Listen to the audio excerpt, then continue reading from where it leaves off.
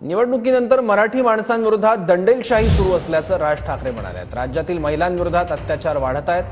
महिलांबाबतच्या तक्रारींसाठी संपर्क कक्ष पक्षाच्या कार्यालयात सुरू करा. आपल्या शाखा कार्यालय पुन्हा एकदा लोकांसाठी खुली करा असं राज ठाकरे यांनी आवाहन केलं आहे.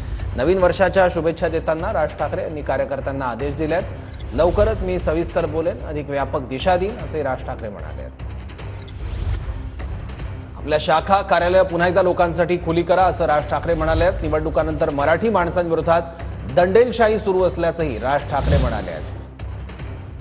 निवडणुकांनंतर मराठी माणसांविरोधात दंडेलशाही सुरू आहे असं राज ठाकरे म्हणाले आहेत. राज्यातील महिलांविरोधात देखील अत्याचारांचं प्रमाण वाढत चाललंय. महिलांच्या तक्रारीसाठी एक कक्ष पक्षाच्या कार्यालयात सुरू करा असं देखील राज ठाकरे यांनी म्हटलंय.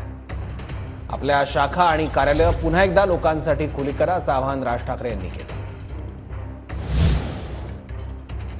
निवडणुकानंतर मराठी माणसांविरोधात दंडेलशाही सुरू असल्याचं राज ठाकरे म्हणाले. राज्यातील महिलांविरुद्धचे अत्याचार सुद्धा वाढत चाललेले आहेत.